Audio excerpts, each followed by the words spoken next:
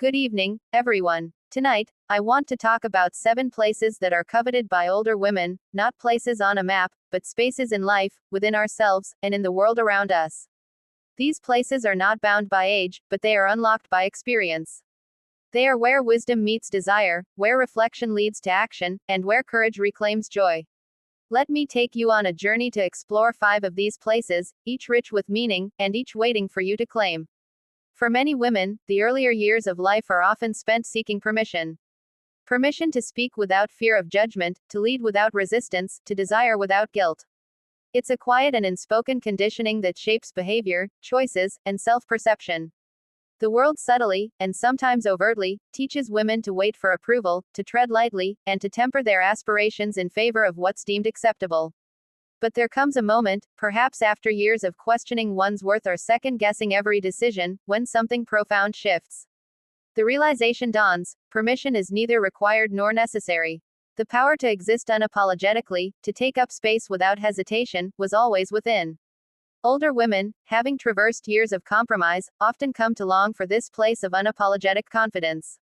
It's a space where every action is deliberate, every word is spoken with clarity, and every decision emanates from a place of profound self-respect. It's not about arrogance or the need for validation, but about existing authentically, without seeking to conform or placate. This confidence doesn't beg for attention or approval, it simply is. It commands respect not because it's demanded, but because it is inherently self-possessed. Yet, arriving at this place is not a simple or straightforward journey. It often requires breaking deeply ingrained habits, the most persistent of which is the tendency to shrink oneself to make others comfortable. For too long, women have been told to minimize their strengths, to soften their edges, to downplay their ambitions so as not to disrupt the status quo. This conditioning can be subtle, manifesting in hesitations to speak up in meetings, in apologizing for having opinions, or in staying silent when one's boundaries are crossed. Overcoming this requires unlearning. It requires shedding the layers of expectation and reclaiming the right to stand firm in one's truth, even if it makes others uncomfortable. Stepping into this space of confidence is not about becoming someone else, it's about reclaiming the person you've always been. It's about letting go of the narratives that were imposed by society, by culture, and sometimes even by well-meaning loved ones. This place of unapologetic confidence is not loud or boastful, it's quiet in its strength, steady in its resolve, and deeply rooted in self-awareness. It does not waver in the face of doubt or criticism because it does not rely on external approval. It is grounded in the knowledge that worth is intrinsic, not dictated by others' perceptions. This confidence is not a performance, it's a state of being. It reflects in the way a woman carries herself, in her ability to say no without guilt, and in her willingness to say yes to what truly matters. It's in the calm assurance with which she makes decisions, trusting her instincts and her experiences. It's in the way she occupies space without apology, knowing she has every right to be there. It's not about dismissing others but about no longer diminishing oneself. This place of unapologetic confidence is a reclamation. It's a refusal to seek permission or to live by rules that do not honor one's individuality. It's an act of self-respect, a deliberate choice to live authentically and fully, unbeholden to expectations that do not align with one's truth. It is, ultimately, freedom. Older women often arrive at a point in life where they understand that one of the most profound luxuries is peace. This understanding doesn't come quickly or easily, it's earned through years of experience, trial, and error. And what becomes clear is that peace doesn't simply happen, it must be protected, nurtured, and fiercely guarded. The key to preserving this peace lies in boundaries, a concept that may feel foreign to those who have spent a lifetime prioritizing the needs of others over their own. For many women, life has been a series of sacrifices. We are taught from an early age to nurture, to give endlessly, and to place others' happiness above our own. It's an unspoken expectation, reinforced by culture, family, and even personal relationships. The act of saying no feels almost taboo, a betrayal of our roles as caregivers and supporters. And when we do attempt to establish limits, guilt often creeps in, whispering that we've failed in some way, that we are less kind, less giving, less loving than we should be. But there comes a moment, often later in life, when the weight of this guilt becomes unbearable, and the realization dawns that guilt is nothing more than a thief. It steals our joy, our energy, and our ability to live fully. It keeps us tethered to obligations that no longer serve us, to roles we no longer wish to play. And as this awareness grows, so does the courage to set boundaries, not as an act of defiance, but as an act of self-preservation. Boundaries are not about shutting others out or abandoning our responsibilities. They are about deciding what we will and will not allow in our lives. They are about reclaiming our time, our energy, and our sense of self. They are about understanding that we are just as deserving of care and consideration as anyone else. And perhaps most importantly, they are about letting go of the need to justify our choices to others. A simple no can be a complete sentence. It does not require explanation or apology. For women who have spent years or even decades prioritizing everyone else, this shift can feel radical.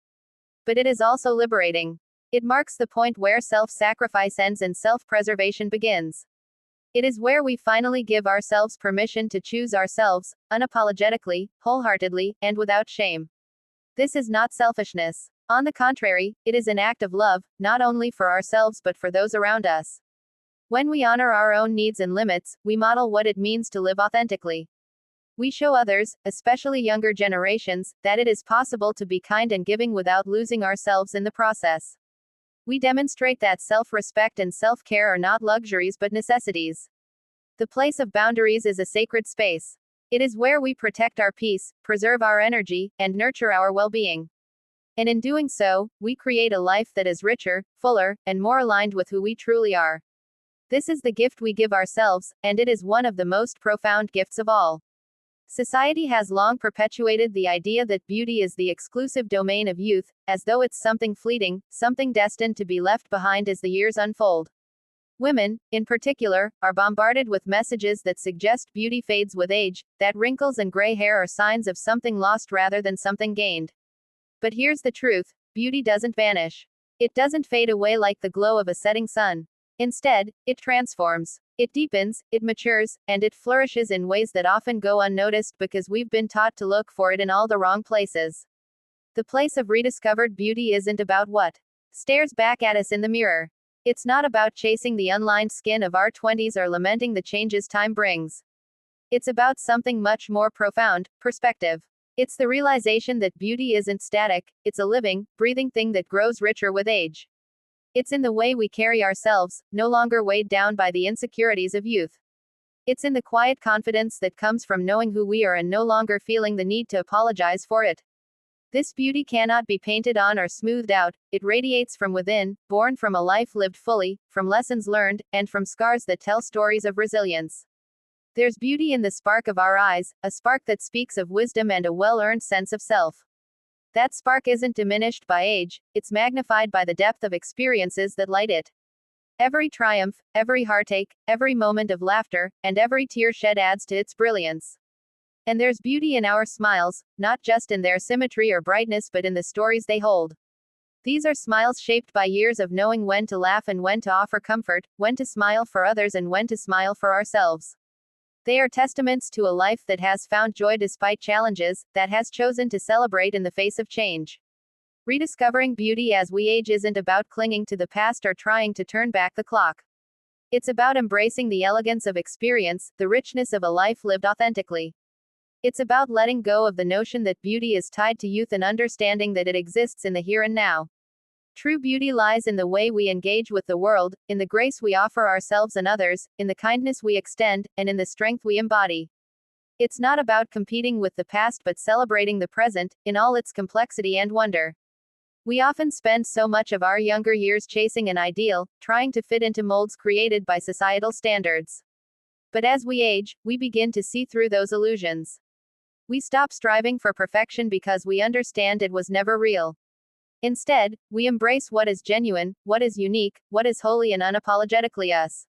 This is the place of rediscovered beauty, a beauty that doesn't ask us to conform but invites us to be fully present in the lives we've built and the women we've become. It's a beauty that is ours to define and ours to celebrate, a beauty that only grows stronger with time. There is a unique power that comes from taking control of your choices, but an even deeper power lies in owning your life. Financial independence represents more than just the ability to cover your bills or accumulate wealth, it signifies an invaluable kind of freedom that too many people find elusive. For many older women, especially, this freedom isn't just a financial goal, but an essential shift in perspective about their personal agency. It's about more than just having the means to support themselves. It's about standing in a place where they are no longer defined by the circumstances or limitations set by others.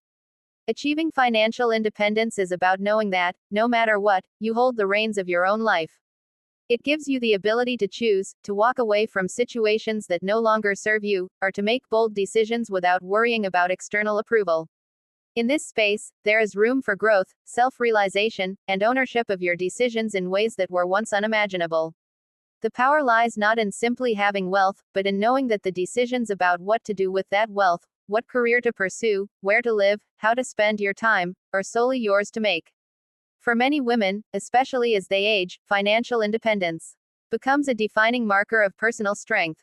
It offers the power to say no to things that drain you or hold you back, whether it's an unhealthy relationship, a job that stifles you, or a situation that makes you feel powerless.